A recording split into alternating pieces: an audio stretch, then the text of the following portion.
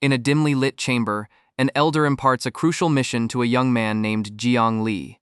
He tells him it is time to leave Lingshu Mountain and search for the silver-eyed Qilin. His final instruction is to bring an end to the current era. The final year of the Daxuan era is a time of chaos, with civil war leading to widespread hunger and the rise of bandits. In this tumultuous world where demons and beasts roam free, some people have turned to hunting them for a living. The scene is set in Yellowleaf Valley, within Daxuan's Ya state. In the heart of the valley, a young swordsman exhales, steadying her nerves. She stands ready for battle, facing off against a ferocious, white-furred mountain beast. The beast lets out a deafening roar and lunges forward. The swordsman tells herself to remain calm as she prepares to draw her blade. She charges, striking the beast with her sword. However, her attack barely scratches its hide, and she realizes with frustration how tough its skin is. The monster snarls, unfazed. The swordsman catches her breath, surprised that a mere mountain beast would be so difficult to fight. Her annoyance growing, she spots someone watching from a distance and yells at them, asking if they plan to just sit there and watch. The mysterious observer, a man in white robes and a wide-brimmed hat, calmly replies from his perch. He reminds her that she was the one who claimed to have found the beast first, and that he shouldn't interfere with her prey. He playfully changes his mind, saying he no longer feels like it. The swordsman indignantly permits him to act. As she sputters in anger, he suddenly shouts a warning for her to watch out. Barely dodging another attack, she desperately yells for him to help. She offers to split the reward 50-50. He seems unimpressed, questioning if only half is enough and saying he needs to think about it. Impatient, she asks how much he wants. He remains unhurried, repeating that he needs to think. Her retort is cut short when the beast lands a heavy blow. The powerful strike sends the swordsman crashing against a large rock. She coughs up blood, clearly injured by the impact. Lying wounded on the ground, she can only watch as the monstrous beast looms over her, ready to attack again. With the beast closing in, she finally relents completely, shouting that he can have the entire reward. A faint smile appears on the man's face as he raises his hand and snaps his fingers. With a single word, he constrains the beast, freezing it in place. He then leaps down and approaches the astonished swordsman. He tells her that he will borrow her sword. Facing the paralyzed beast, he questions why such an intelligent creature would choose to devour humans. He sighs, explaining that a nearby village has promised 15 silver for its head. He offers a brief apology before readying the blade. He tells the beast he will have to desecrate its body for the reward. He then swiftly dispatches it with a single, clean strike. He returns the sword, remarking that it isn't half bad. She thanks him, still in disbelief. He nonchalantly replies that it was merely soul-constraining arts, nothing worth mentioning. The swordsman asks what he just did. He explains that the beast hadn't been cultivating for long, making it an easy target. The swordsman is shocked, realizing he used 2 high-level spells without any talismans, just by moving his hands. He turns to her question. She demands to know who he is. Removing his hat, the man reveals his face and introduces himself. His name is Jiang Li, and he is the head teacher of Lingshu Mountain. On the southern outskirts of Qing Mountain, a young man named San Sai questions his companion, Gu, reminding him of their plan to quit being bandits and go home. Gu snaps back, retorting that they need to steal money for the journey. As Gu silences him, San Sai continues to mutter to himself. He wishes he had stolen from their camp when he had the chance, since their chief wouldn't have noticed in his current state. Suddenly, Gu spots someone approaching in the distance, and San Sai nervously asks if they're really going through with this. Gu grins, seeing the lone traveler as a perfect, wealthy target. He tells San Sai to get ready, determined not to let their prize get away. The 2 bandits leap out and block the path, with Gu shouting for the traveler to halt. The traveler, Jiang Li, seems unfazed, calmly asking what exactly he's supposed to leave. Gu recites a classic bandit line demanding he leave his possessions to pass. His simple question leaves the bandits momentarily stunned and confused. Jiang Li nonchalantly reveals the monstrous beast head he is carrying. He calmly corrects San Sai, explaining it's just a regular beast, before asking for directions to the Qing Mountain Temple. San Sai screams in terror, thinking it's a demonic beast. The terrified San Sai can only stammer that he should continue north.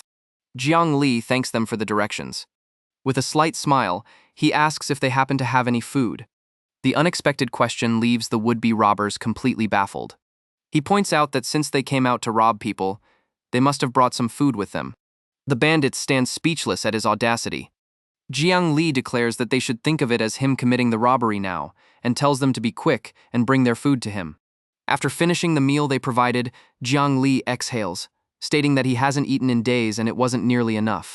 He muses that the more he eats, the hungrier he becomes, and then asks if their camp is nearby.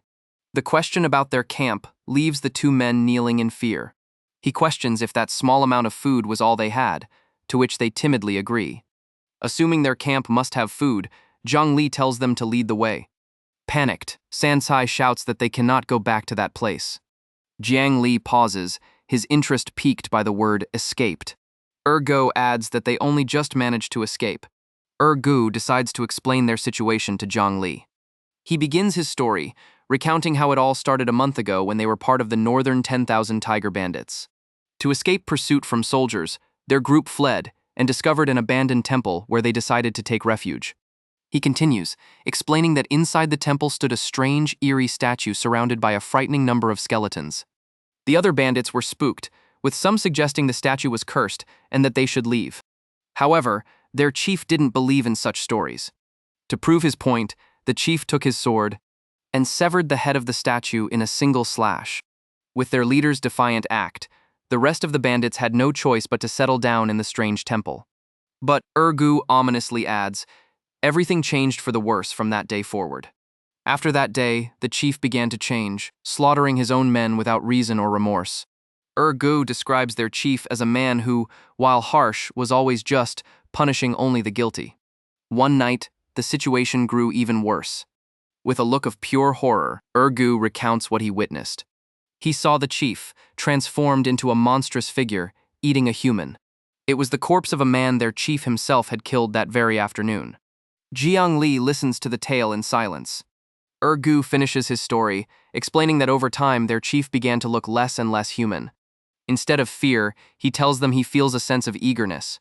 After hearing everything, Jiang Li understands what has happened. He declares that he is eager to take a trip to their camp.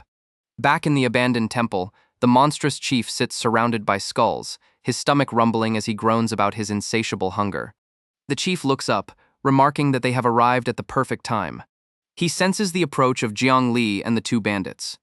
A predatory glint appears in his eye as he thinks about how hungry he is. The two bandits stare in horror at what was once their leader. Sansai cries out, asking how his chief could have become such a monster. The transformed chief can only groan, driven only by a primal craving for flesh. Jiang Li explains that when a human heart is thoroughly consumed by desire, they transform into a demon. The demonic chief lets out a deafening roar, and Sansai begs for mercy. Jiang Li calmly assesses the situation. He notes that fortunately, the transformation is not yet complete. As the creature lunges, Jiang Li steps forward. With a single word, he initiates a powerful cleansing. He observes that the demonization has just begun as he reaches out to touch the chief's forehead. The demonic energy is forcefully pushed back from the chief's body. The bandits watch in amazement as the cleansing takes effect. The chief collapses, his demonic form receding. Jiang Li warns them to stay back, stating that it is not over yet. Ergo exclaims that Jiang Li is incredibly powerful. A strange presence makes itself known, a large white-colored weasel observing them. Its glowing eyes watch from the shadows. Sansai points out how large it is for a weasel. As they stand over the unconscious chief, they notice the creature. The creature's glowing eyes fixate on them. Its gaze makes the bandits uneasy. Jiang Li remains stoic, sensing the true nature of the being. The world around them seems to shift, placing Jiang Li in a dreamlike landscape under a massive moon. A mysterious, ethereal voice addresses him. It asks why a fellow Taoist has chosen to interfere. She questions why he must meddle in her affairs. Jiang Li, unfazed, asks her if she is the one who consumed all the people in this place. A woman with long white hair materializes from the mist, identifying them both as cultivators. The woman chuckles, feigning innocence and claiming she only had a few organs. He calmly replies that he only knocked the chief out and that he will wake soon. She sighs, lamenting that her pet took a long time to raise, and asks how Jiang Li plans to compensate her. She muses that since the demonic aura has dissipated, the chief is now useless to her. With a sigh, she decides she might as well eat him for her next meal, so his life's essence does not go to waste. Jiang Li listens in silence. Her hand transforms, revealing a demonic claw. Jiang Li raises a finger, deflecting her attack. A wave of energy shoots toward the unconscious man. Jiang Li simply states that he cannot allow her to eat the man in front of him. Her form shifts into that of a fierce white lion, as she demands to know if he is hell-bent on offending her. The woman giggles, questioning if she is not allowed to eat him.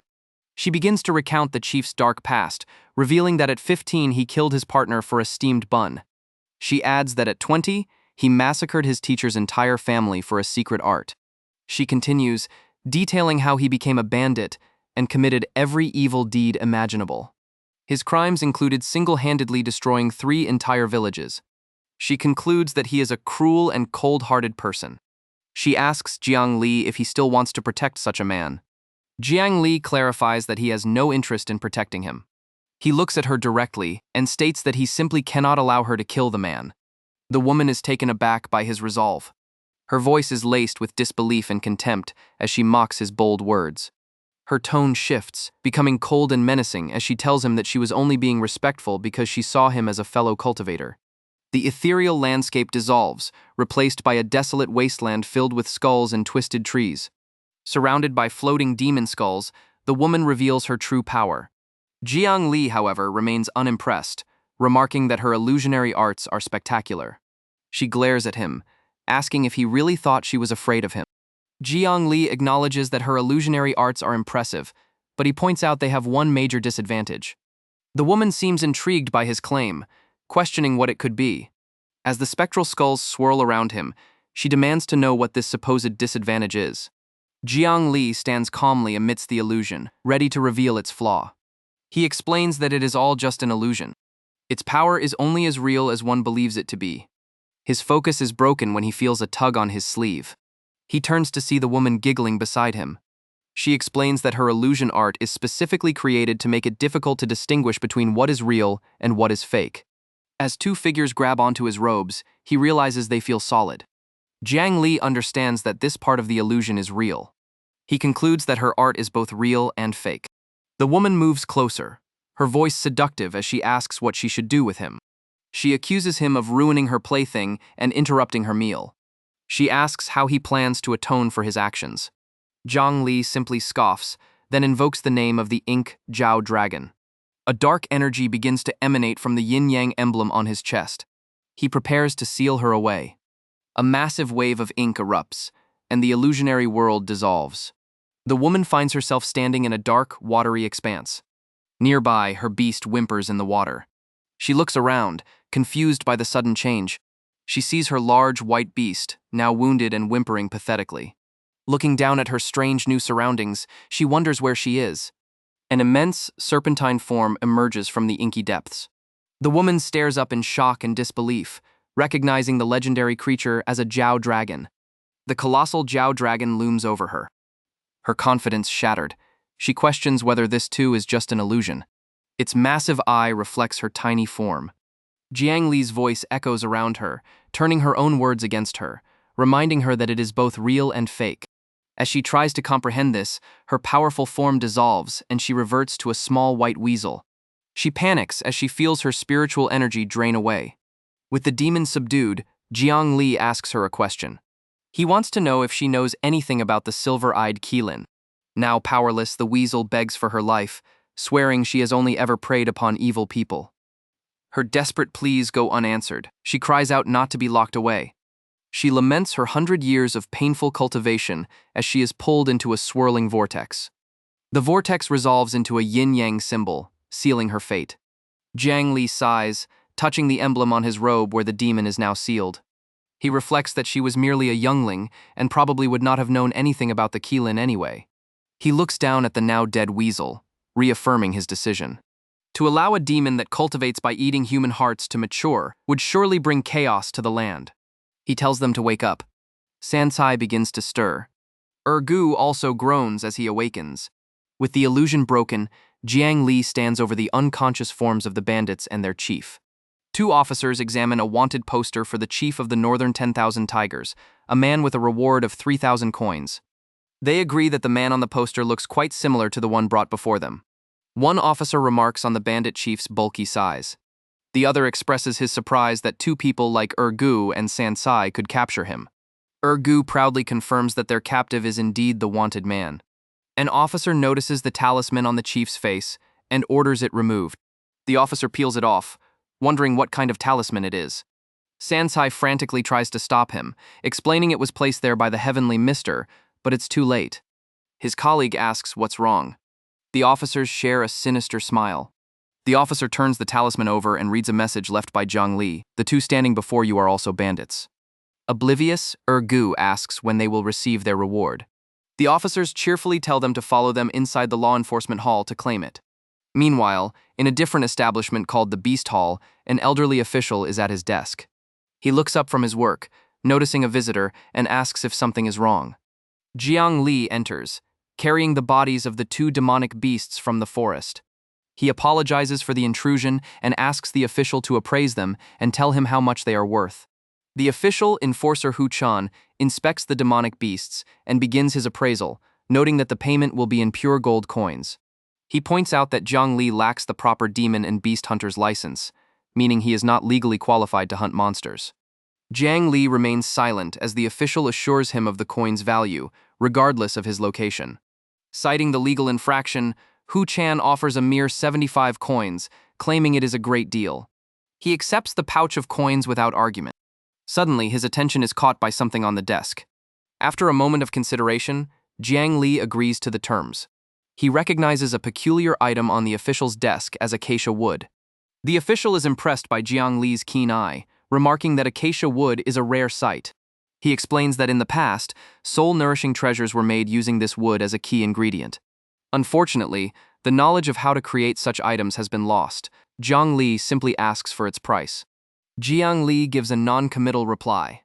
His interest piqued, Enforcer Hu Chan questions if Jiang Li is proficient with such materials. The official's tone changes, and he makes a much more generous offer for the souls of the beasts. He would be willing to pay up to 2,000 gold coins in exchange for them. Jiang Li states plainly that the souls of demons and beasts cannot be traded. When pressed by the official if he actually has them, he simply says no. Steering the conversation back to the original topic, Jiang Li once again asks for the price of the acacia wood. Jiang Li confirms the deal. The official agrees to sell the wood for 75 gold coins. Surprised by his quick agreement, the official sees an opportunity to offer him more work. Coincidentally, he has a job that he can offer. Jiang Li arrives at the law enforcement hall to find a sparring match in progress. A large man coughs up blood after being soundly defeated. The victor, a young swordsman named Ah Feng, scoffs at his opponent's mediocre skills. Ah Feng stands triumphantly, warning the fallen man not to underestimate the law enforcement hall. His attention then turns to the newly arrived Jiang Li, mockingly asking if he is also looking for work. Jiang Li calmly introduces himself. Ah Feng cuts him off, stating he doesn't care who he is. He declares that to enter, Jiang Li must first demonstrate his skills. Unfazed, Jiang Li simply scoffs at the challenge. Ah Feng thrusts his sword toward Jiang Li, who stops it effortlessly, catching the very tip between his fingers. The swordsman is stunned by this display. He is forced to admit that his opponent does seem to have some skill. Impressed and excited, Ah Feng declares that Jiang Li's timing is perfect. He eagerly announces that Jiang Li will be his warm-up for the day. Before he can attack, Jiang Li calmly speaks his name. A woman's voice commands Ah Feng to back down. He turns, surprised and annoyed, to see who interrupted him. Jiang Li watches silently as the confrontation unfolds. A woman in official attire, Enforcer Zhao Hu, addresses him, asking if he is Jiang Li. Jiang Li confirms his identity, while a humbled Ah Feng greets his superior. She asks if he is the one recommended by Enforcer Hu Chan. Enforcer Zhao Hu briefs her team, explaining that 7 days ago they received reports of zombies in Jingniao Mountain. A team was sent to investigate, but they have not been heard from since. As they near their destination, she orders the group to halt. The group overlooks a desolate, fog-covered village from the edge of a dark forest. Enforcer Zhao Hu announces their arrival. Enforcer Zhao Hu agrees with the assessment. The elderly man, Uncle Zhao, advises that it would be best to rest and enter the village at dawn. She orders everyone to dismount for the night. Ah Feng explains to Jiang Li that the old man is a renowned exorcist. He was brought along specifically for the zombie threat. Turning the conversation, Ah Feng compliments Jiang Li's skill and asks where he learned his kung fu. Jiang Li simply replies, Lingshu Mountain. Ah, Feng has never heard of it. As Jiang Li tends to his horse, he adds that his clan is not very large. Suddenly, a bright light emanates from Jiang Li, illuminating the dark woods around them. Uncle Zhao corrects him grimly, stating that they are not people. Ah Feng cries out in alarm, thinking they are surrounded by people. The light reveals a grotesque figure emerging from the shadows. Another creature with glowing eyes peers down from the trees. More of them step forward, their eyes glowing with a malevolent light. A hulking, long-haired zombie glares at them. Its eyes glow with a menacing red light. The creature bares its sharp fangs. The horses begin to panic and neigh in terror. The group is surrounded by zombies. Enforcer Zhao Hu takes command, ordering Jiang Li to maintain the light. She then turns to Ah Feng and tells him to clear out the horde. Jiang Li is to watch the horses. Ah Feng smirks, eager for a fight. He readily agrees to the order. Declaring he can finally stretch his limbs, he raises his sword to face the encroaching zombies. Uncle Zhao notices the zombies are faster and more agile than average. When Xiao Hu asks if they will be hard to defeat, he admits he needs to examine one. Ah Feng immediately complies. Xiao Hu instructs Ah Feng to let one through. A particularly fast zombie shrieks as it breaks through the line. Enforcer Xiao Hu calmly places her hands on the hilt of her sword. It lunges toward the group. She prepares to draw her blade, the frost crane. A small bell on its scabbard dings softly. As Xiao Hu draws her sword, a massive spirit crane made of ice manifests behind her. Jiang Li watches, recognizing her as a spirit warrior. With a single word, freeze, she unleashes her power. The charging zombie is instantly encased in a large formation of sharp ice crystals. With the creature captured, Enforcer Zhao Hu turns to Uncle Zhao and tells him to proceed. Uncle Zhao examines the frozen zombie, stroking his chin in thought. He notes with concern how quickly its body has mutated, despite being infected for only a few days. He deduces that it must be a villager from the area. Enforcer Zhao Hu asks for his conclusion, and Uncle Zhao confirms he understands the situation. He explains that the transformation occurs before the body stiffens, allowing the zombies to remain as agile as they were in life. He deems the phenomenon unusual but not extraordinary. To solve the problem, he says, they simply need to find the source of the undead virus and destroy it. Placing a talisman on the zombie's forehead, Uncle Zhao prepares to use it. He announces that their captive will now lead them to the source. The ice shatters, freeing the subdued creature. In the distance, Ah Feng declares that he has finished off the rest of the horde, while Jiang Li watches silently. Enforcer Zhao Hu urges the group to move quickly, hoping to find the source before dawn. They follow the controlled zombie into an eerily quiet village. The sound of a chiming bell guides their path. As they walk through the abandoned streets, another figure is seen leading the way. Uncle Zhao finds it strange that there are no villagers to be seen. Jiang Li calmly refutes Ah Feng's theory, explaining that not every corpse infected with the virus will reanimate. Ah Feng suggests they all turned into zombies and fled. Ah Feng wonders if the corpses were eaten by the zombies. Jiang Li corrects him, stating that zombies only feast on blood, which surprises Uncle Zhao. Jiang Li observes that the village is unnaturally clean, with no signs of struggle or even the bodies of animals. He notes the complete absence of any corpses, not even livestock. Suddenly, the controlled zombie stops, having reached its destination. Uncle Zhao realizes they have arrived. Before them stands a massive, gnarled tree adorned with red ribbons. At its base, dozens of heads are buried in the ground, facing a lone, cloaked figure. Jiang Li is startled by the grim sight. The rest of the group stares in shock. The mysterious figure stands silently amidst a thick fog, its ominous presence filling the air. From the mist, a horde of zombies emerges, surrounding the mysterious figure. Ah Feng curses as he draws his sword, preparing for battle. The figure raises a hand, seemingly commanding the undead. With a flick of its wrist, the figure sends the horde charging. A horde of beast-like zombies rushes toward the group. Uncle Zhao panics, asking what they should do. Keeping her composure, Enforcer Zhao Hu orders everyone to fall back. As the zombies surge forward, she yells for everyone to run. The group flees, but the controlled zombie remains behind. Its talisman shatters as the command is broken. A monstrous zombie lets out a deafening roar. As the group retreats, Ah Feng turns to strike one of the creatures. He is frustrated when his blade fails to pierce its tough hide. Enforcer Zhao Hu intervenes, unleashing a flurry of ice shards that strike the zombie. Ah Feng complains that his sword is useless against their hard skin. Xiao Hu warns him to be careful. She realizes these are not average zombies. Uncle Zhao identifies the creatures by their red hair, beast-like fangs, and iron-hard skin. He names them iron zombies, but Zhao Hu questions why they are so much faster than usual. He explains that they normally require a century of refinement to reach this state. Ah Feng, tired of the analysis, demands to know how they are supposed to fight them. Uncle Zhao tells them to hold on, as the sun is about to rise, which should force the zombies to retreat. Just then, the first rays of sunlight break through the trees. As the light hits them, the iron zombies recoil in pain and begin to flee. The group watches as the last of the zombies disappear into the dark woods. Catching their breath, Ah Feng calls them hellish nightmares and asks if anyone is injured.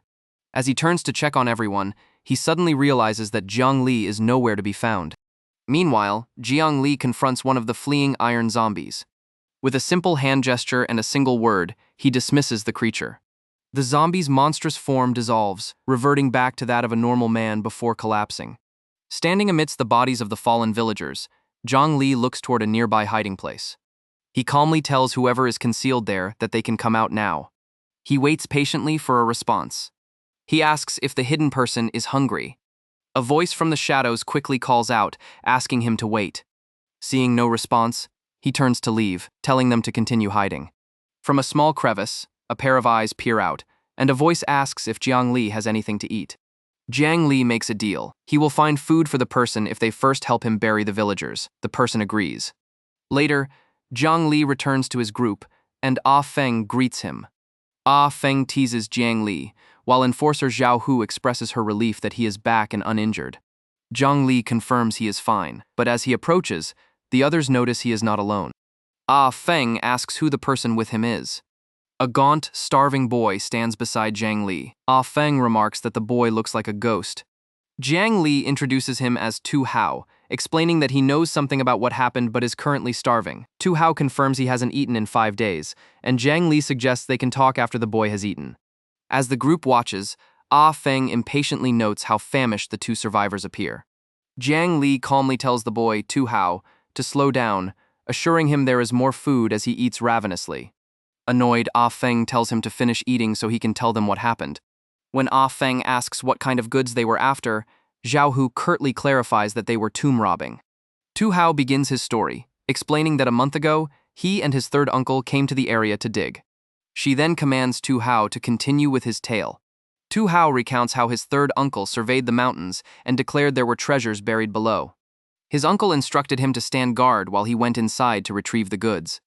The tomb was deep, and it took them 3 days of digging to reach it. Suddenly, a blood-curdling scream erupted from the tomb. Tu Hao called out in alarm, asking if his uncle was okay. After calling out a few more times to nothing but silence, Tu Hao was left alone in terror. With his last breaths, his uncle yelled for him to run before being cut off. Too afraid to leave on his own, Tu Hao stayed by the tomb until morning. He was eventually discovered by the village's lumbermen. Once they realized he was a tomb robber, they captured him and locked him up in the village lumber hut. Later that night, the village dogs began to bark. This was followed by the cries and screams of people, which soon fell into an eerie silence. Some time passed before a figure appeared outside his cell, and Tu Hao desperately asked if they were there to save him. To his horror, Tu Hao saw his third uncle again, but he had been transformed into a grotesque monster. He stared in disbelief, unable to comprehend what his uncle had become. The monstrous version of his uncle began to break through the hut's wooden bars. Believing he was finished, Tu Hao shielded his face in terror, crying out his uncle's name. But just as the creature reached for him, something flashed by. A man stood outside the cell, questioning if Tu Hao was human. This man, Tai Xuan, released him and led him out of the village, where they saw that all the villagers had been turned into zombies. Tai Xuan warned him to stay close and be careful. As they made their escape, a terrifying figure suddenly appeared before them in the swirling mist. Tu Hao describes the creature as being as tall as 2 men, yet it moved lighter than a cat. Tai Xuan grimly observed that it was almost as if the creature had been there all along, waiting for them. The imposing witch stared down at them with cold red eyes. Faced with this overwhelming presence, Tai Xuan stood his ground. He drew his sword and told Tu Hao to hurry and run. To ensure his escape, Tai Xuan charged the monstrous witch alone. Watching his savior rush toward certain death, Tu Hao could only think of him as a hero. Finishing his story, Tu Hao laments that the man gave his life to save him, yet he never even learned his name. Hearing this, Ah Feng quietly speaks the man's name, Tai Xuan. With a somber expression, Ah Feng reveals that Tai Xuan was his older brother. His grief turning to resolve, he grips his sword and declares he's rested enough. He tells Sister Zhao they should go, but she warns him not to be impulsive. Xiao Hu reminds him that while their goal is to destroy the witch, it is paramount that they can all retreat together safely. Ah Feng agrees. Jiang Li suggests they eat first, and Xiao Hu adds that they should plan their next course of action. Uncle Zhao explains that zombies are creatures of yin and fear sunlight. Therefore, it is crucial to find the witch's lair before noon. He confidently states he can seal it easily, but Ah Feng suddenly interrupts, pointing at something in the distance. Uncle Zhao reacts in shock. They see the massive, gnarled tree from before, now covered in flowers. Uncle Zhao wonders what the tall, human-shaped creature from the previous day could have been. He is mystified as to how the flowers could have bloomed in a single night. Based on its shape and outfit, Xiao Hu concludes that the creature must be a witch. Ah Feng realizes this means the tomb they disturbed belongs to the witch clan. Uncle Zhao suggests they go investigate the ancient tomb. Uncle Zhao excitedly speculates that the tomb might contain a powerful artifact, but Xiao Hu reminds him of their mission. He quickly agrees to focus on the problem at hand and deal with the tomb later. The group hurries toward the village. A lone figure walks out from a dark passageway. As the group follows, Xiao Hu comes to a sudden halt, and Ah Feng asks her what's wrong.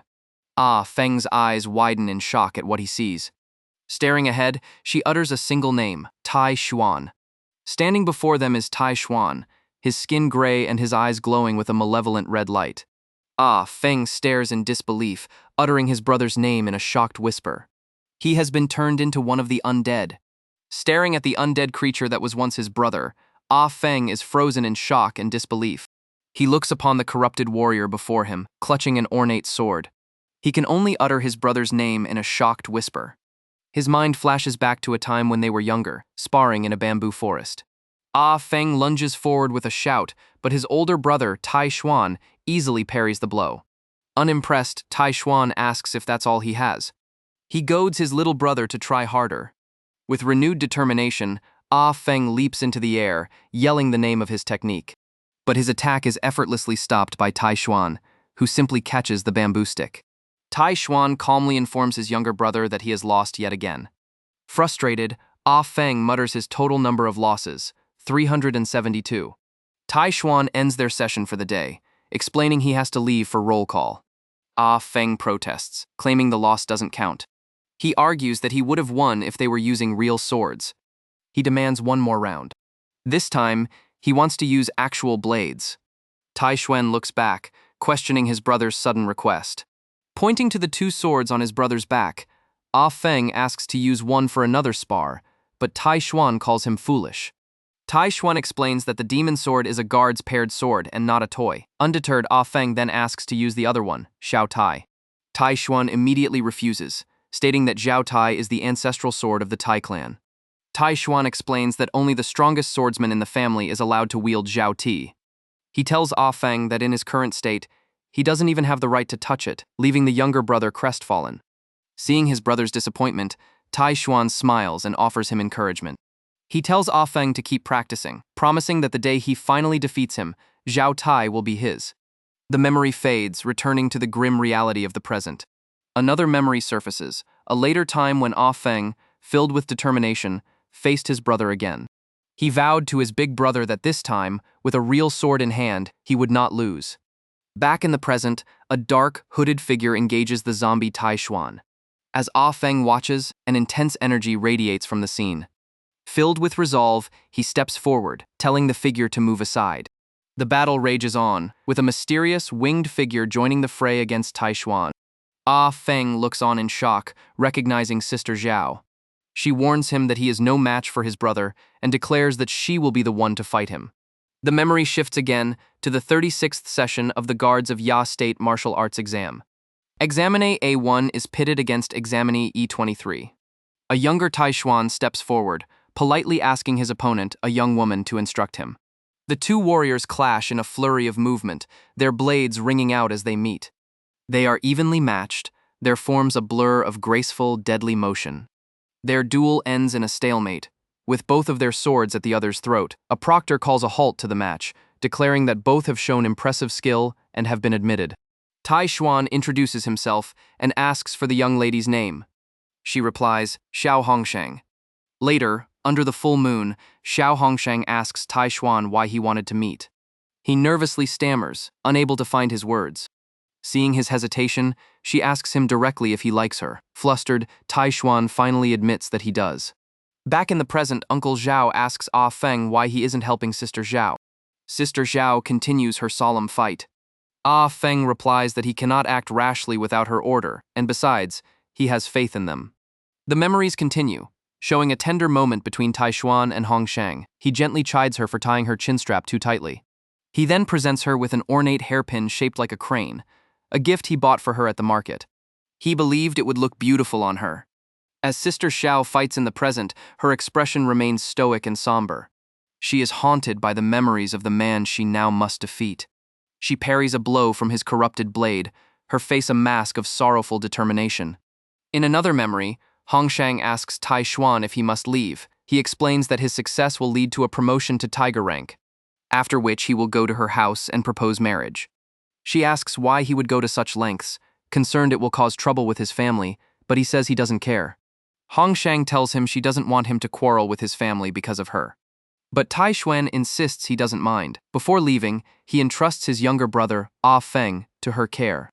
He makes a final promise. When the flowers bloom, he will return to marry her. In the present, Sister Xiao stands over the defeated form of Tai Xuan, his body encased in ice. Echoing her promise from long ago, she quietly affirms that she will take good care of Ah Feng. The monster he became is finally still.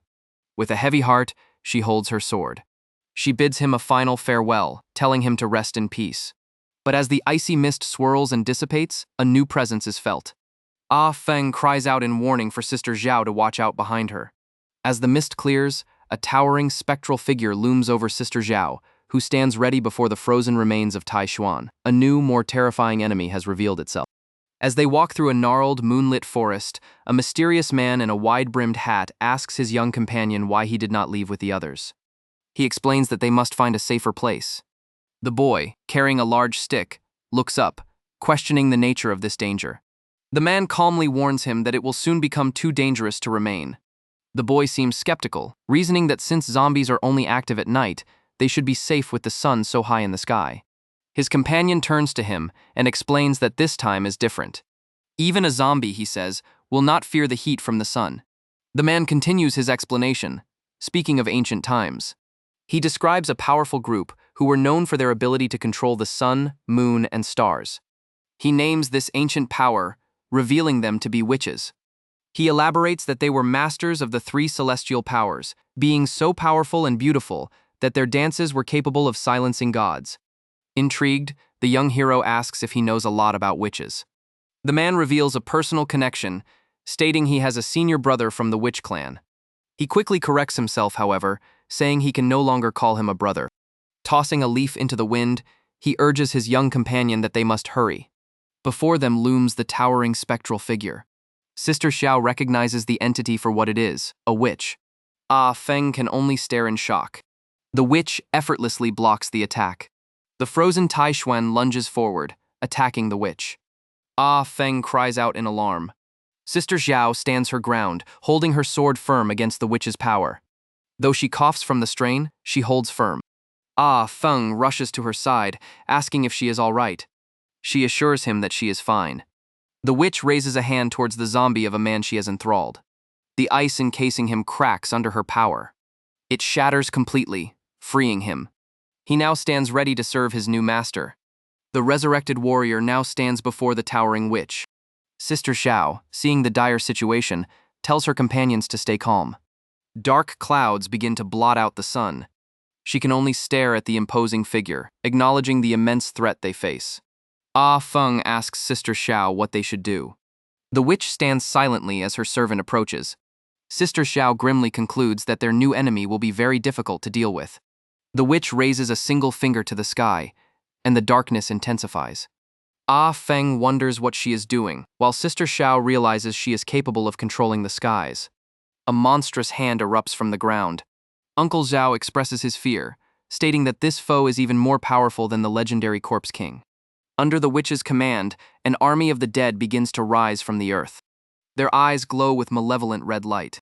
Far away, the white-haired man and the boy notice the sudden change. The boy wonders if the sky has darkened because it is about to rain. Sensing the true cause, the man's expression grows serious, and he states that they must hurry up. The man apologizes to the confused boy. The boy asks what he's up to.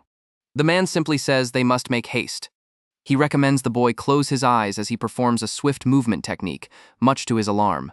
With a cry, the boy is whisked away at incredible speed. He screams as they travel, leaving his walking stick behind. Back at the battlefield, the horde of zombies advances under the witch's command. Sister Xiao, realizing the hopelessness of their situation, orders Ah Feng to take Uncle Zhao and leave first. Ah Feng stares in disbelief at their sheer numbers. She declares that she will hold them back. Sister Zhao silences him, sternly reminding him that it is an order. Ah Feng refuses, insisting that he should be the one to stay. As Ah Feng protests again, Uncle Zhao intervenes, telling them there is no need to be humble at a time like this. He asks the two to buy him some time. Uncle Zhao explains that if they separate, none of them will get away. Noting the rich corpse gases in the air, he intends to awaken a zombie general to fight for them. Hearing this, Ah Feng agrees that Uncle Zhao is right. With newfound resolve, Ah Feng activates his talisman armor. He declares that fleeing is no longer an option. He may as well die fighting. The boy's screams echo through the sky.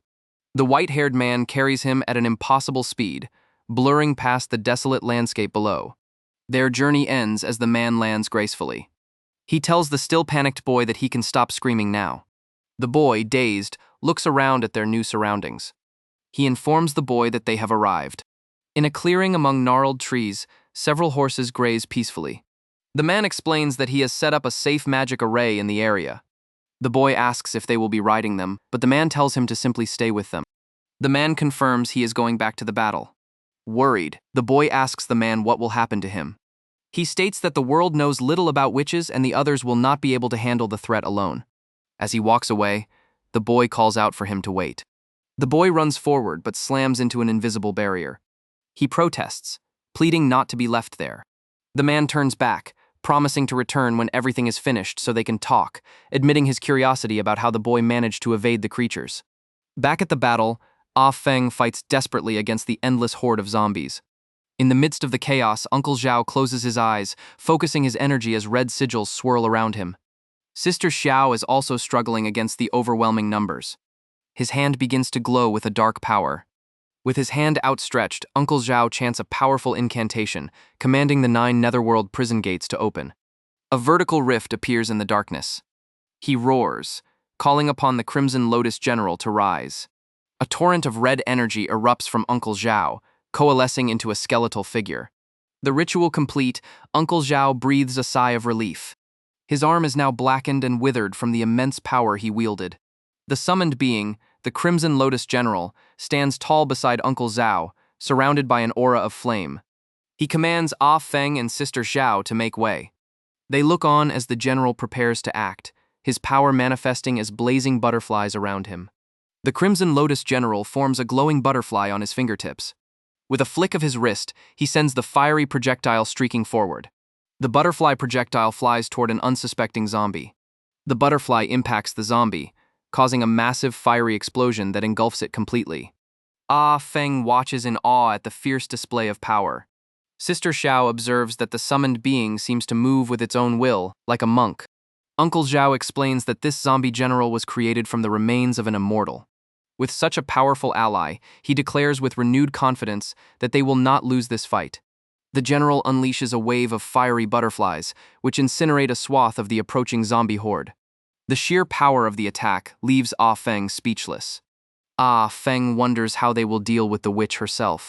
Ah Feng feels a surge of hope, believing they now have a chance. Uncle Zhao tells him not to struggle. The witch dismisses their efforts, stating that no matter how powerful, they are all just dead beings in the end. Uncle Zhao reveals his plan. They simply need to affix a special Fulu talisman to the witch's nose ridge to seal her. As he speaks, the witch's eyes glow ominously. Another massive explosion erupts on the battlefield. The Crimson Lotus general continues his assault. He sends another blazing butterfly forward. The projectile speeds towards its target. The witch stands with her enthralled warrior, Tai Xuan. Tai Xuan intercepts the attack, meeting the wave of fire with his own blade and deflecting the blast. As Tai Xuan holds back the flames, Sister Xiao takes her stance. Drawing her sword, she prepares her attack. She unleashes her own technique, Frost Crane, sending shards of ice hurtling forward. While Tai Xuan is occupied with Sister Xiao's ice attack, Ah Feng leaps into the air. He holds the talisman, aiming for the witch's face. The witch's eyes narrow as she spots the incoming threat. Suddenly, a magical sigil flashes in the witch's eye. Ah Feng soars through the air, closing the distance. Sister Xiao's ice attack suddenly cracks and shatters. Freed from the ice, Tai Xuan smashes through the remaining shards. He moves with incredible speed, his blade whistling through the air. He appears before Ah Feng, blocking his path with a clang of steel as Sister Xiao calls out his name in alarm. With the path to the witch now clear, a new plan is set in motion. The Crimson Lotus general's eyes glow with power. Uncle Zhao roars a command to his summoned ally to incinerate their foe. A massive explosion of fire erupts from the Crimson Lotus general, engulfing the area where the witch stands. Uncle Zhao watches in disbelief, wondering how this could be happening. Uncle Zhao is stunned, questioning the use of wood to suppress fire. He quickly realizes it is not suppression. Instead, the witch, shrouded in a tree-like form, is absorbing the flames entirely. Instead of incinerating the witch, the Crimson Lotus general's fire births strange, glowing flowers from the gnarled roots. Uncle Zhao stares in disbelief, realizing that lotuses are being born directly from the flames. He recognizes them as the rumored golden flame lotuses, highly sought-after spirit treasures. As he marvels at the sight, Ah Feng snaps him back to reality, yelling at him to move. Ah Feng reminds him that they are still in the middle of a fight.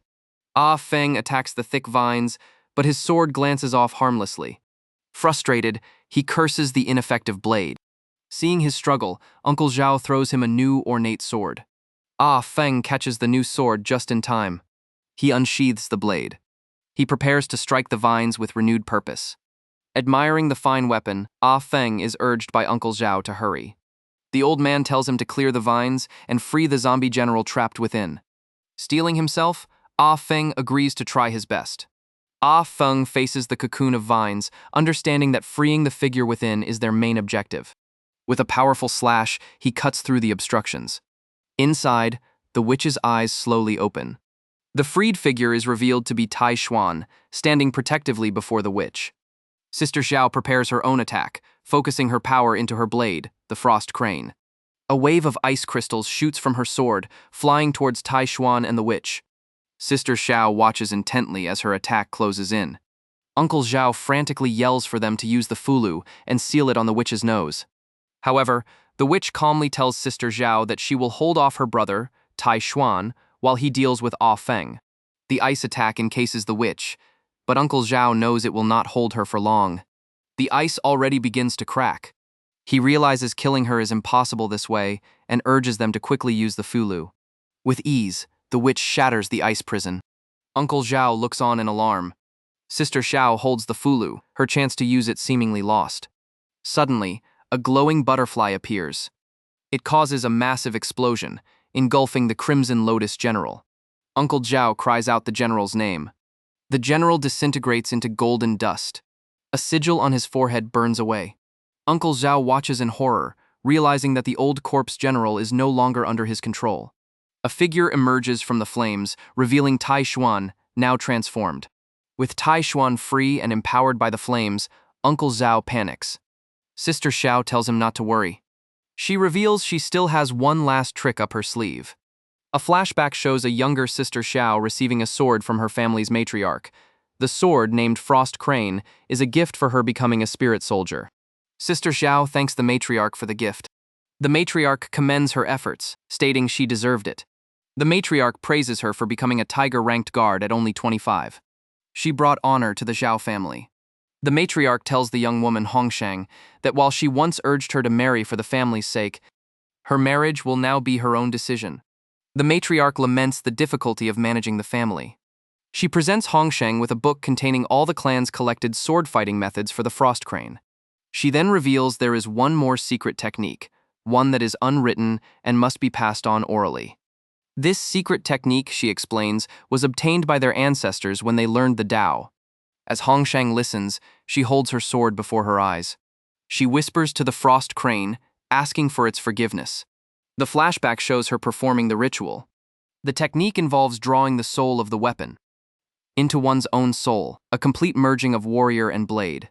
Back in the present, Sister Xiao undergoes a dramatic transformation, sprouting large white wings. Uncle Zhao watches in shock, realizing she is undergoing a form of demonization. Her soul merges with her physical body. He recognizes it as a possession technique. With her transformation complete, she has fully become a spirit soldier. She turns to a stunned Uncle Zhao and asks him to pass her another fulu. Uncle Zhao hesitantly hands over the talisman. Sister Xiao takes it and tells him that he will need to back up a bit, preparing to unleash her newfound power. The matriarch's voice echoes from the past, hoping she would never need to use this secret technique. He had explained that the technique was conceived from mere scraps of a scroll. Although this body-soul possession can help you kill strong enemies, as Sister Xiao flies towards her enemies, the matriarch's final warning rings out. There is no way to cancel the technique once it has been used. Elsewhere, in a dark forest, a boy with large teeth sighs. He muses to a ladybug about how his cover was blown. Suddenly, a voice startles him. The voice comments on how relaxed he seems. The boy quickly kneels, greeting his honored master. The master, revealed to be the matriarch, questions why the boy calls himself a servant when the investigation is not yet finished. The matriarch then asks for a progress report on the job he assigned. A month ago, a gang known as the Third Grime arrived at Mount Jingniao, hunting for a hidden tomb. 15 days ago, the tomb was discovered and opened.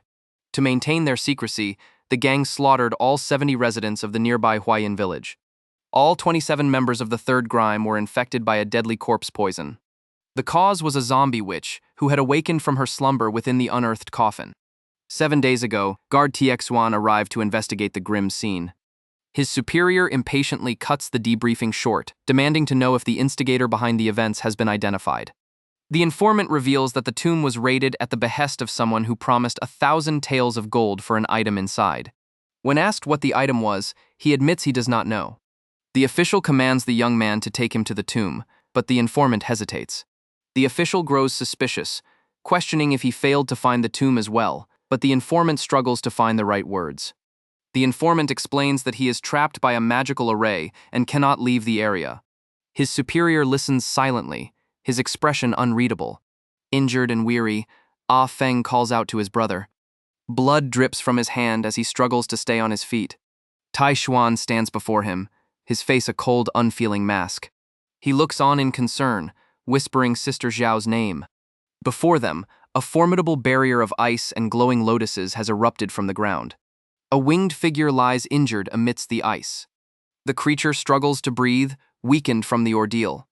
The zombie witch stands serenely amidst the ice and flowers, a talisman affixed to her forehead. Seeing this, Ah Feng exclaims in relief, believing they have succeeded. The winged creature lies defeated before her. The witch praises the result as wonderful, while Ah Feng joyfully proclaims that Sister Zhao has done it. As the witch rings a bell, Ah Feng's expression shifts to alarm. He calls out to Sister Zhao, then turns to the witch, demanding to know what she did. The zombie witch embraces the winged Sister Zhao, appearing to absorb her essence. Tai Xuan watches the scene unfold, his expression cold and distant. Ah Feng screams Sister Zhao's name in terror and despair. With Ah Feng distracted by the horrific scene, Tai Xuan moves to attack him from behind. However, a blast of energy intercepts the attack. Uncle Zhao appears, holding the bell that the witch had used. He laughs with glee, overjoyed that he has finally acquired the artifact. Uncle Zhao laughs, proclaiming that the heavens themselves have granted him this opportunity. The old man simply scoffs, questioning the very idea of betrayal. Ah Feng furiously calls him by the name Zhao Huayin, demanding to know why he betrayed them. Uncle Zhao coldly states that their arrangement was merely business. They provided the money, and he provided the effort. He then reveals with a laugh that his surname is not actually Zhao. He justifies his actions by claiming he had already promised to retrieve an item from the tomb for another party, invoking a first-come, first-served principle. Suddenly, a clawed hand lunges towards Uncle Zhao, who looks up in surprise. The winged Sister Xiao attacks, forcing the old man to stumble back. She remarks that it is impressive he could break free and counterattack under such conditions. He mutters in disbelief at how close she came. Uncle Zhao laughs, declaring his trip worthwhile now that he has obtained such rare zombies. Sister Xiao notes that he did not lose his right hand for nothing. Ah Feng confronts the old man, asking if his plan is to turn them all into zombies. Uncle Zhao simply says no. He clarifies that they are simply sacrifices, blood nourishment, and tells Ah Feng to be quiet to make his suffering brief. Sister Xiao tells Ah Feng that he is perfect nourishment for zombie refinement, and tells him to release his consciousness. Uncle Zhao warns that if the demon spirit fully assimilates her consciousness, she will devolve into a mindless killing machine. The old man expresses surprise that her human consciousness remains, claiming he is being forced into this. He grimly states that this is not the first time he has witnessed this outcome. He identifies the phenomenon as the spirit infusion technique of the Zhao family. Uncle Zhao recounts a demon extermination job he took 20 years ago for only 100 taels of silver. The operation was led by members of the Zhao family, Zhao Qingjie, known as the Tiger of the West County, and the family head, Zhao Qingding.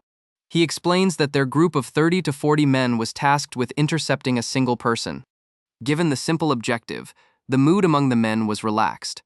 The cultivator, Mingshu, calmly questioned why they were blocking his path. The zombie that Uncle Zhao had painstakingly refined stood with the group. But with a simple snap of his fingers, Mingshu destroyed it. Uncle Zhao explains that they only learned later that their target was a powerful Dao-proficient cultivator. The zombie was instantly disintegrated into a pile of ashes. In the blink of an eye, more than half of their force was either killed or wounded. With the mission on the verge of failure, one of the men invoked Taiyu's name, initiating a body possession technique. Xiao Qingjie unleashed a secret technique, undergoing a monstrous transformation. The cultivator was stunned, recognizing the esoteric art as soul sorcery and demanding to know its origin. Xiao Qingjie roared, completing the soul infusion. Together, the remaining men assisted the transformed warrior and successfully killed the cultivator.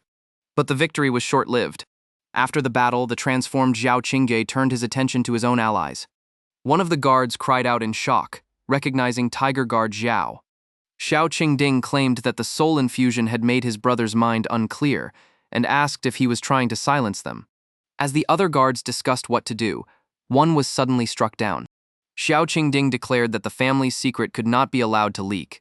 He stood over the body of his fallen subordinate, his own men having been turned upon.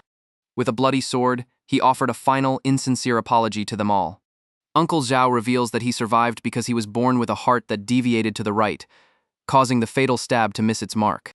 Furthermore, a suspended animation technique he knew allowed him to play dead, which ultimately saved his life as he was sealed in a cave with the other corpses. He credits his survival to being among the dead. Upon escaping the cave, he learned that Zhao Qingding had been promoted and eventually succeeded as the head of the Zhao family. He was forced to hide his identity in the mountains for years, only daring to start a new life in Honghu after hearing his old adversary had resigned. Uncle Zhao scoffs at the idea of revenge, stating that the events of the past have nothing to do with Sister Zhao. Ah Feng, shocked by the story, asks if this entire scheme was for revenge. Uncle Zhao dismisses the idea of revenge, claiming he should instead be thanking Zhao Qingding. He says the man taught him a valuable lesson. The lesson was that if you are powerful enough, anything you do can be erased, as if it never happened, as long as no one is left to tell the tale. He laughs, boasting that even if the truth came out, nobody would believe it. He intends to use this chance to build a power base that can rival the Zhao family itself. He tells Ah Feng that the Ya state is entering a time of great change, a fact the young man is not yet aware of. Uncle Zhao reveals a devastating piece of news. He claims that the main pillar of the law enforcement hall, the Qilin, is about to fall. Ah Feng is stunned, repeating the title the Qilin Guard in shock. Uncle Zhao celebrates the dawn of a new era, one where he is destined for greatness.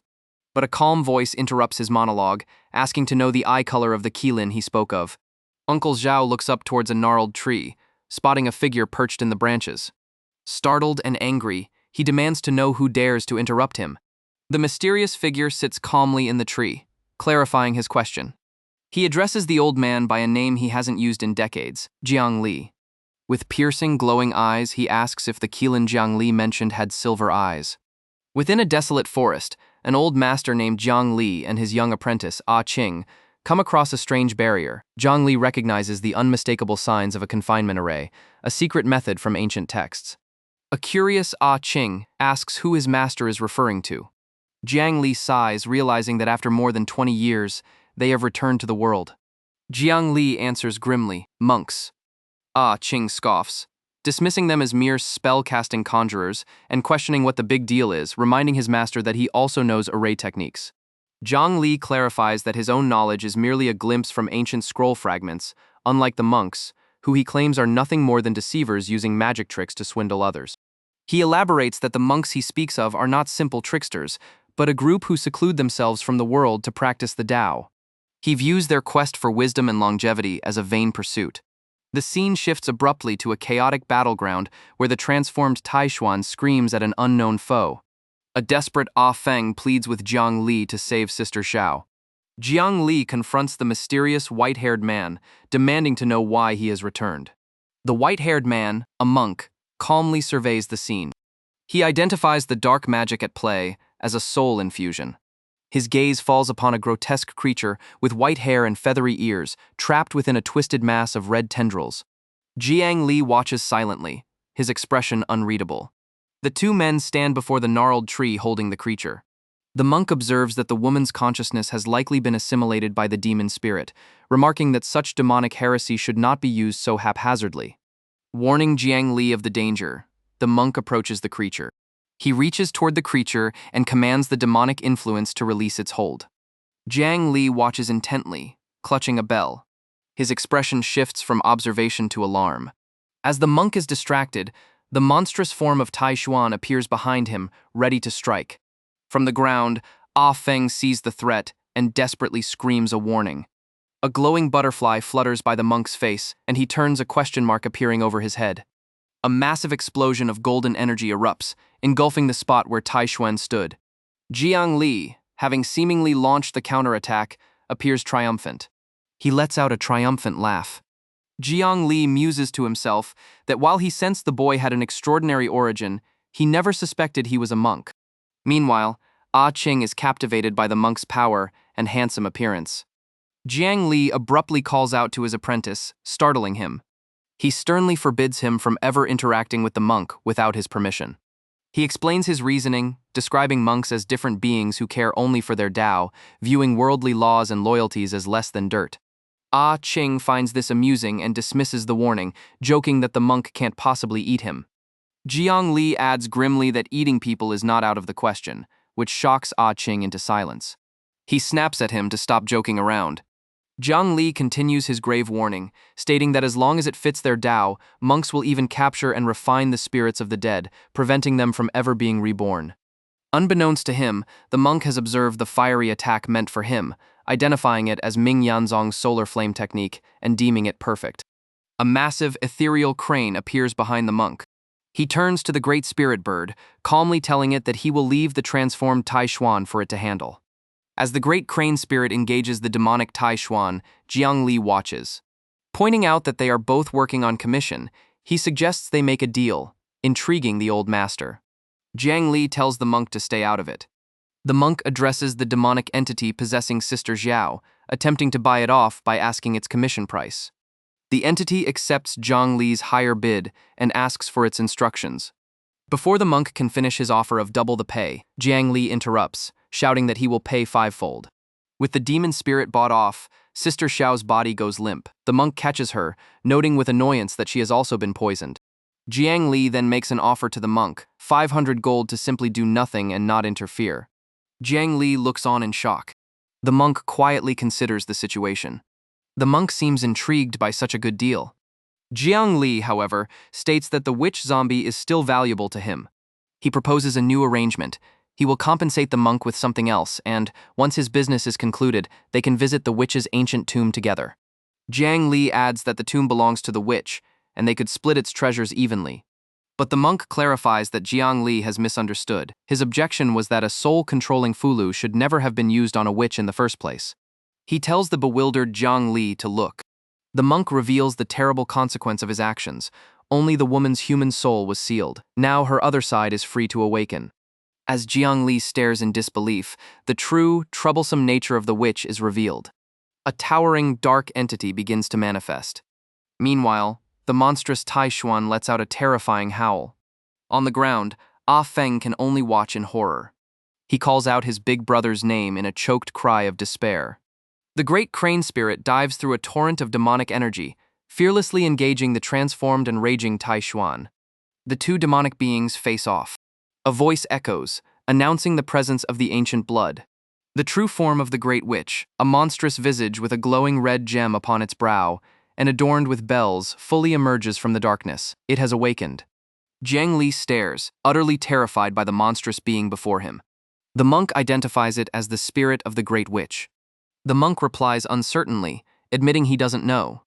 As he summons a weapon from black ink, Jiang Li asks if he's going to fight it. Standing before the colossal, shadowy form of the Great Witch, the lone monk lets out a sigh, wondering if he will even be able to clean up such a monumental mess. The Great Witch, a being of pure shadow and malice, looms over the battlefield. The monk expertly evades a flurry of attacks that slice through the air around him. He pauses to analyze his foe, admitting to himself that this will be a tough fight. He realizes the witch turns its very thoughts into blades that cut through the air. He wonders if this is possible because the host body is a zombie. A small, dark butterfly suddenly appears beside him, catching him by surprise. The monk recalls what he knows about the descendants of the witch race, noting this creature seems different. The monk deftly catches the dark butterfly between his fingers. He identifies the creature as dangerous, capable of producing a soul-burning dark fire. The Great Witch itself lunges forward, seizing the opportunity to attack.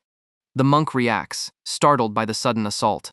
The force of the attack knocks the monk's hat from his head, sending it tumbling through the air.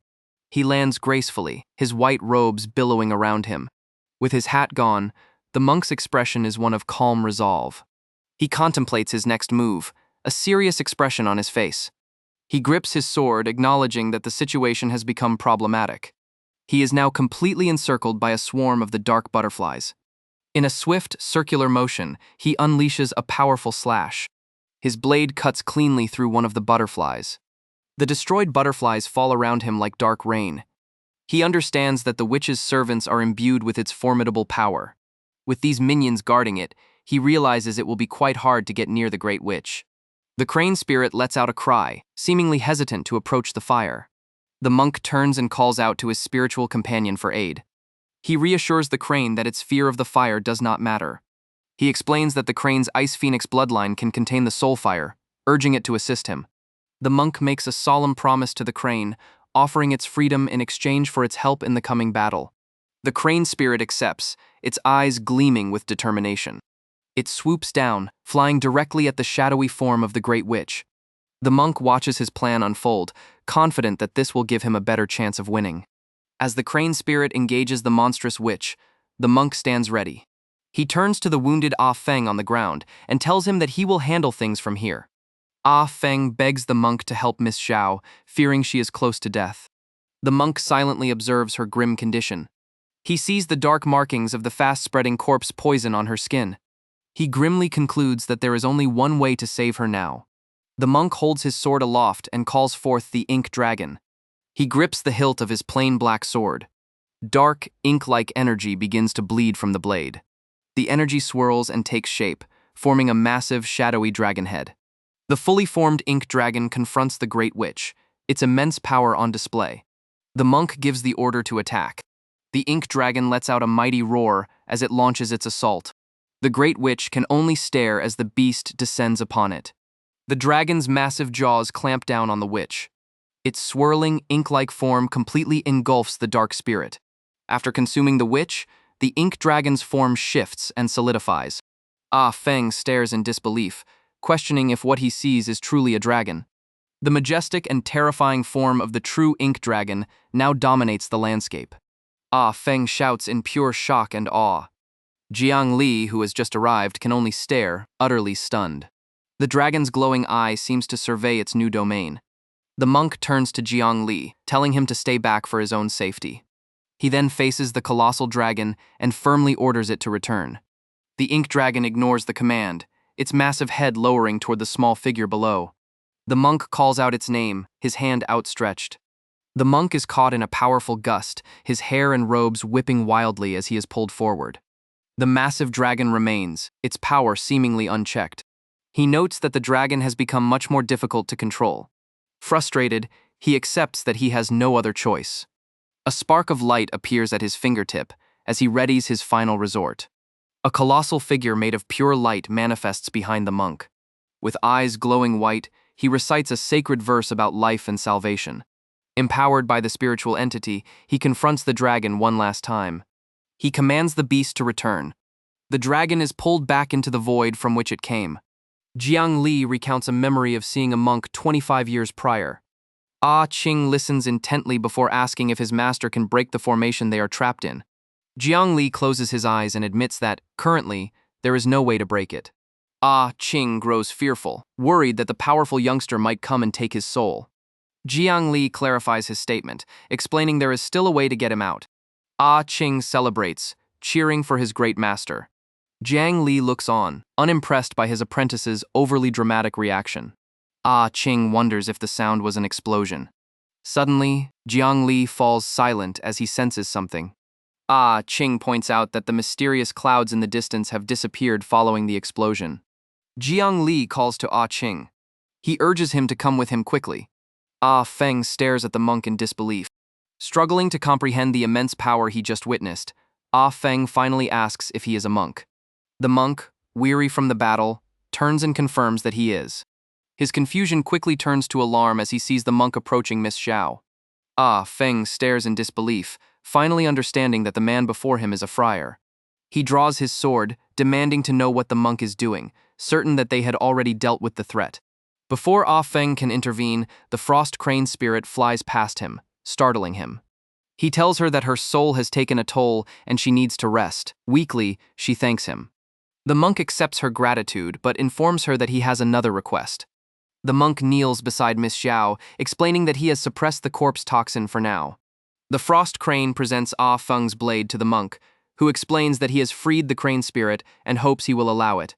Ah Feng backs away, telling him not to come any closer, as the monk trails off, considering what Jiang Li's decision might have been. Just then, Ah Feng's attention is drawn to his sister, who is finally awake. She weakly confirms that she is fine. Ah Feng rushes to Miss Xiao's side, relieved that she is awake. Her gaze, however, drifts past him towards a figure in the distance. It is Jiang Li, now hideously transformed, his body wreathed in dark, thorny energy. Jiang Li drops his blades to the ground. Miss Xiao looks at him with a somber expression. His corrupted form looms before them. Addressing Ah Feng as her brother, she makes a request. She asks him to take her there. The white-haired monk performs a hand seal, preparing a technique. He stands opposite the monstrous Jiang Li. The two face each other in a silent standoff. He calmly utters a single word, summoning a small bright flame in his palm. An immense burst of white light erupts from the monk's hand, engulfing Jiang Li's dark form completely. When the light subsides, only ashes remain where the creature once stood. The monk stands alone in the quiet aftermath. In a space beyond the physical world, a silhouette stands against a sliver of light, their form dissipating like smoke. The Great Witch seems to find peace in her final moments. Her green eyes open one last time. The monk watches her impassively. The Great Witch speaks, lamenting that the era belonging to them and the monk has passed. The monk quietly agrees, acknowledging that their time is over. With a final, faint smile, the Great Witch dissolves into nothingness. Her robes and bell crumble away into the wind. Back in the physical world, Ah Feng and Miss Xiao stand before the gnarled, blackened tree. Miss Xiao quietly states that it is over, and Ah Feng agrees. He then looks around, wondering where the monk, the man named Zhao, has gone. An old man, Zhao Huayin, flees through a dark forest, lamenting his bad luck. He had discovered the young man he was tracking was a friar. He was hoping to collect a huge reward for reporting him, but now his plans are in disarray. His thoughts are interrupted when he spots a lone figure standing in the path ahead. As Zhao Huayin cautiously approaches, he recognizes the man. The elderly master turns, his face impassive, and asks why Zhao Huayin is here. He then turns the question back on him, demanding to know the whereabouts of Tiger Xiao and the others. Zhao Huayin hesitates for a moment before a grim resolve hardens his expression. Believing he has the upper hand, he lunges forward with a crazed laugh, vowing to send the master down to meet his missing companions. His attack falters as he suddenly feels a sharp sting on his neck. The elderly master scoffs, mocking his foolishness for daring to use poison in front of a true specialist. He stumbles, unable to comprehend what just happened. From the shadows, a young apprentice named Qing emerges, revealing that his master is part of an ancient line of toxin specialists. Qing taunts Zhao Huayin, admitting he led the grave robbers on a wild chase just to lure him here. The realization dawns on Zhao Huayin as he recognizes the boy's true identity, Shui. Qing gloats, his shadowy form hinting at a more monstrous nature, accompanied by a large green snake. He claims to be knowledgeable but not yet finished with Zhao Huayin. The elderly master cuts him off with a sharp command, and Qing quickly backs down, playfully promising to stop. The master addresses the man by his true name, Shi Mingyi, a disciple from the corpse sect.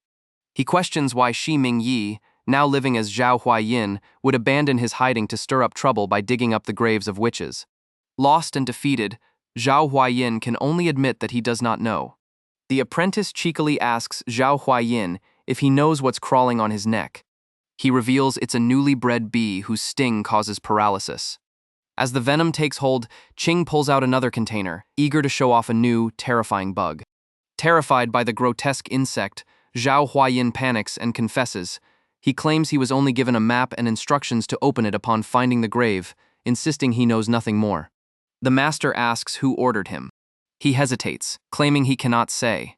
At another word from the master to Qing, Zhao Huayin breaks, screaming that he will tell them everything. He reveals that the one who gave the order is Yazhou's guard. Before he can say more, a dark, veiny energy erupts from his temple. The curse kills him instantly. Qing yells for his master to be careful as the man collapses.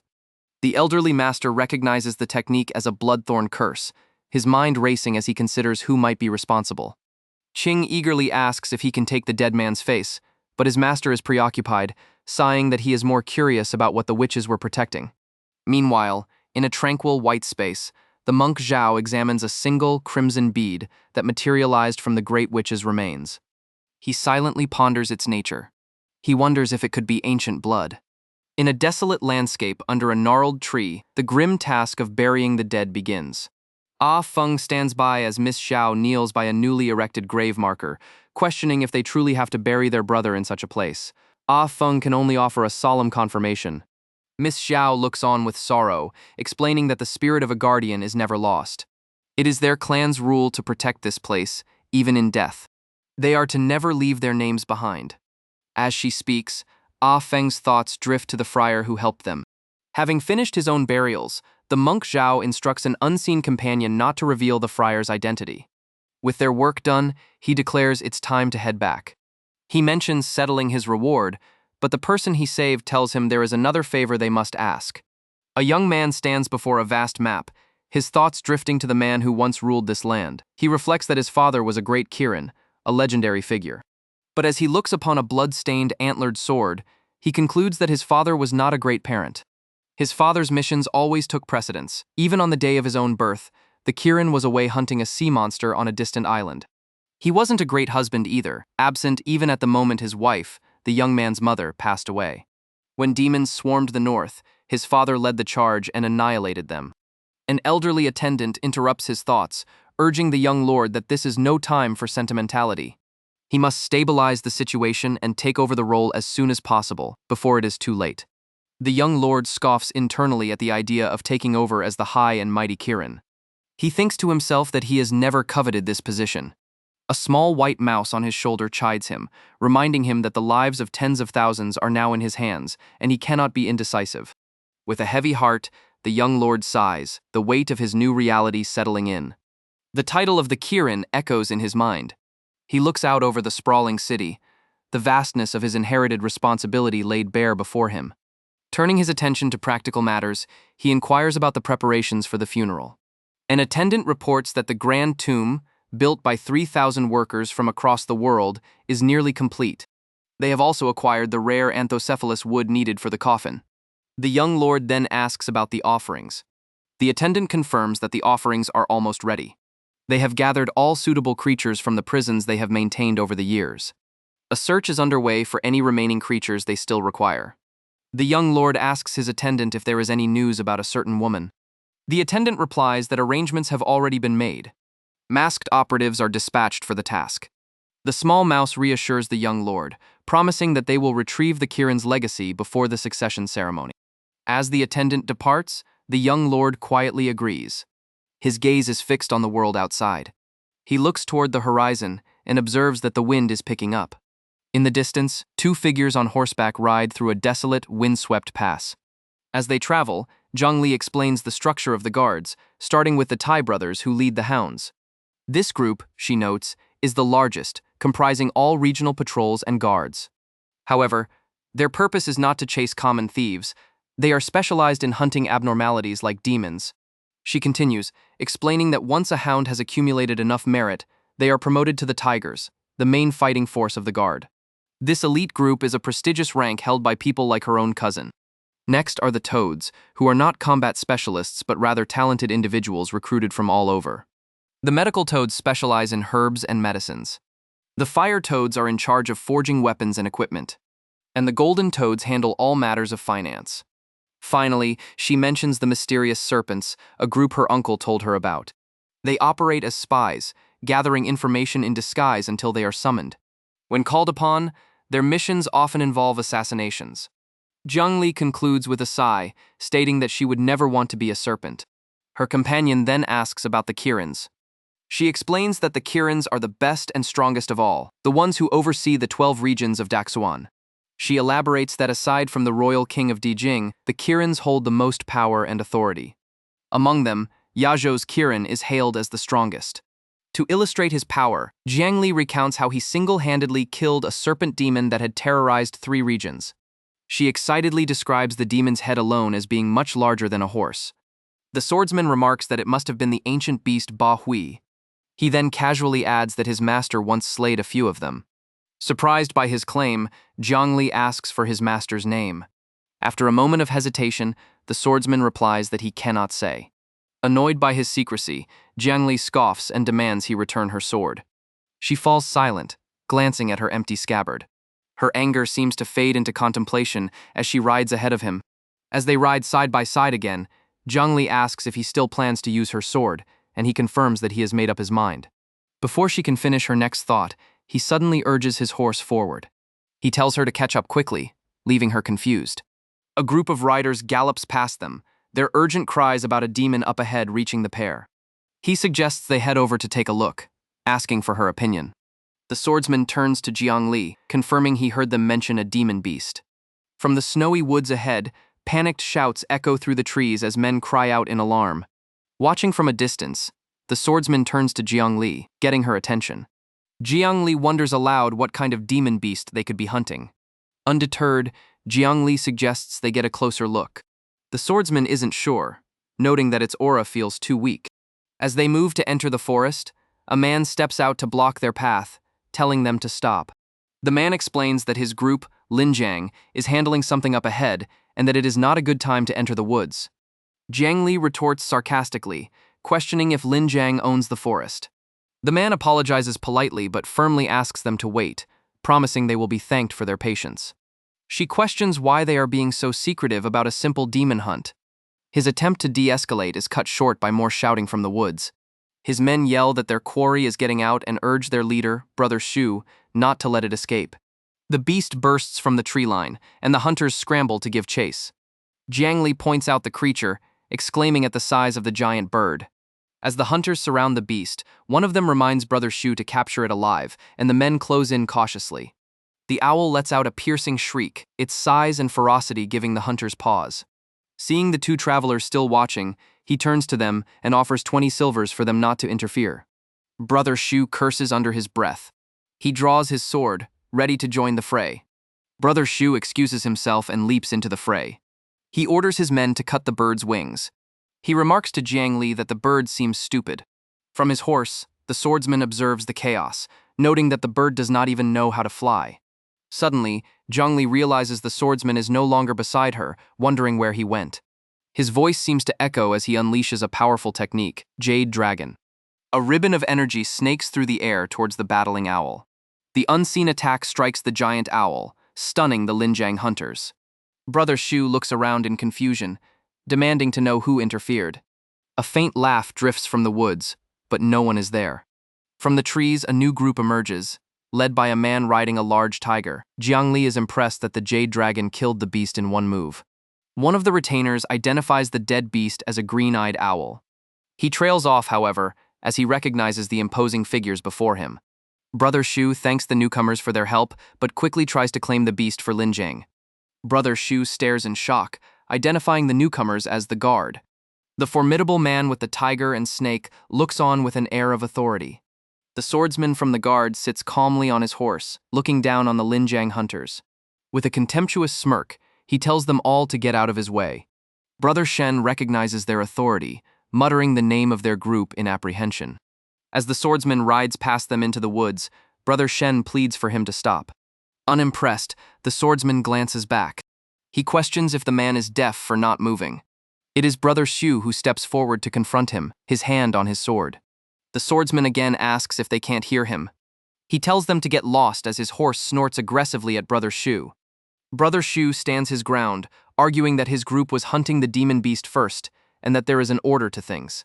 He insists that even the guard should respect the rules. While Brother Shen tries to pull Brother Shu back, telling him not to be stupid, the swordsman dismounts. The swordsman scoffs at the very mention of rules. He gets unnervingly close to Shu, challenging him about his nerve to speak of rules to him. Sensing the escalating danger, Brother Shen quickly steps in, promising they will leave immediately. He urges Brother Shu to step aside quickly. He tells him to apologize to the guard. Shu glares at his friend, refusing to back down. The guard swordsman's patience runs out, declaring that Brother Shen is in the way. He strikes him down with a brutal blow.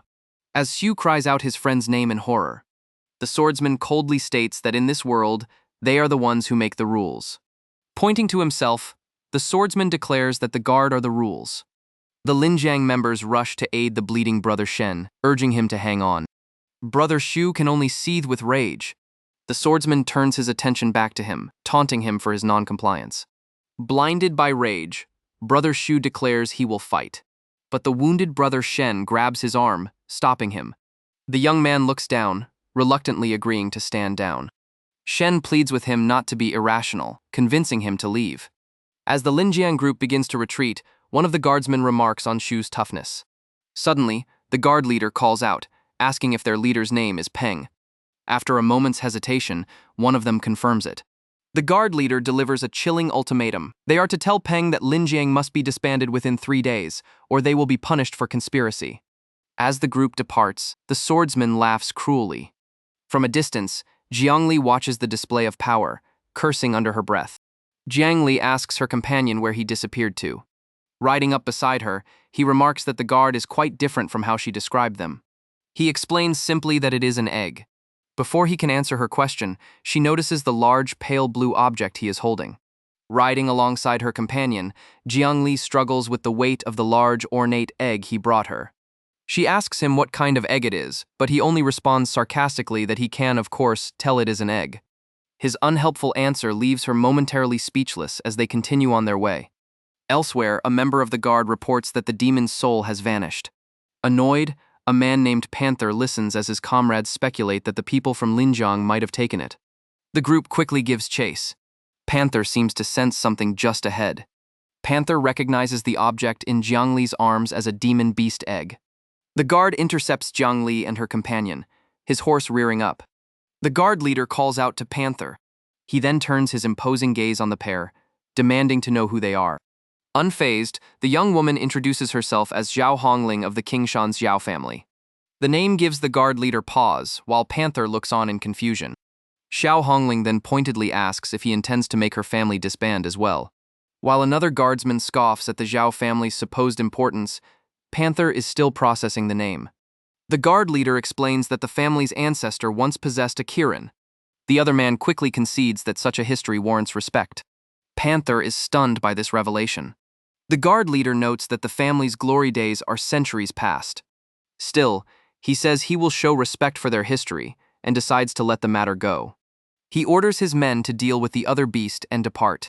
Once the guard is gone, Her companion comments on her family's fame, but Jiang Li wants to know where he went earlier. He calmly replies that he went to get his money, much to her confusion. He then hands her a piece of silver, much to her disbelief. He reminds her of the guard's offer of 20 silvers for not interfering. Jiang Li furiously calls her companion insane for taking money after the guard had brutalized the hunters. Exasperated, she rides on ahead. Amused, he quietly repeats her insult. In the distance, one of the hunters cries out in shock, wondering how this is possible. The Linjiang hunters are in a state of disbelief. One of them reveals his chest, showing that the grievous wounds he received from the guard have completely healed. They stare in amazement, realizing that powerful celestial spells must be responsible. One of the younger hunters stares after the departed pair, finally understanding. He realizes that the young man with the straw hat is a friar. Far ahead, Jiang Li's voice drifts back, excitedly asking her companion if the egg can hatch. In a desolate, barren landscape filled with gnarled trees and ancient stones, a lone, ethereal figure offers a quiet apology. He hopes the child will be safe and happy. He reflects that he left the mountain for a specific purpose and cannot afford to get sidetracked. He looks at Jiang Li, deciding she is the best person for the task. With that decided, he feels he no longer has to worry. A massive, ethereal owl with glowing eyes descends from the smoke of the fire, and the young man confirms that he will eventually help her. The spirit asks the young man if he has made up his mind. The owl presses further, asking if he is truly willing to become a spirit. With a sigh of resignation, the man draws his sword and agrees. A man with a snake around his neck offers a drink to Panther, remarking that he still thinks their recent loss was not worth it. Others at the table discuss the item in question, a spirit beast's egg from a green-eyed owl, which could have been trained to ride the sky. His companion scoffs, explaining that a demon beast's egg requires demonic aura to hatch. One man laments giving the egg to the Xiao brat, calling it a waste. A voice explains that the Xiao family cannot be offended, as they have a solid foundation and the formidable tiger Xiao. She is described as the first female tiger in the guard, whose skills and looks are considered top tier. The long-haired man complains that all the tigers he has seen are brutish and ugly, expressing a desire to see this one. However, he clarifies that if they are discussing the guard's first female tiger, that would be someone else entirely. The snake-draped man interjects that Zhao is impressive and worthy of her title, regardless of her appearance. He reveals this other woman to be the chief of Yazhou, Yang Sui. When considering all the women among the tigers, he asserts that Yang Sui is still the best. The long-haired man asks if she is beautiful. His spiky-haired companion recalls meeting her once and says she was very impressive. The men joke about looks being a bonus, laughing as they call out for more wine. Nearby, the exasperated innkeeper sighs at their foolishness. He brings them their order, asking if they need anything to eat. A small child in a large straw hat appears before him, stating that they are hungry. The innkeeper, recognizing the danger the men at the table pose, tries to tell the child to leave, but the child insists they want meat. The innkeeper grows worried, realizing the situation is bad. The man offers them some meat if they come over and pour wine for them. One of the men calls out to the child. The child looks up from under their hat, revealing a sharp-toothed grin and glowing eyes, and excitedly asks if his offer is true. The child pours a drink for one of the men. The man compliments their steady hand and asks them to pour for his companions as well. The group shares a meal around a large wooden table. The long-haired man offers a piece of meat on his knife. The child refuses the offer. They instead take a massive, voracious bite directly from the roast. Amused by the child's appetite, the spiky-haired man laughs. He asks for their name, while the long-haired man tells them to hurry up and pour more wine. The long-haired man mishears and mockingly repeats the name as pigfish. With a full mouth, the child replies, Zuyu. The spiky-haired man laughs, thinking it is a good name. Suddenly, his cup crashes to the floor. The long-haired man scoffs, wondering what kind of person would give such a name. In a flash, Zuyu has grabbed the man's face, their small hand silencing his mockery. With a chilling quietness, Zuyu warns him not to laugh at their name. The child's eyes, one blue and one gold, blaze with fury as they explain the name was a gift from the person they liked most. The long-haired man chokes in fear.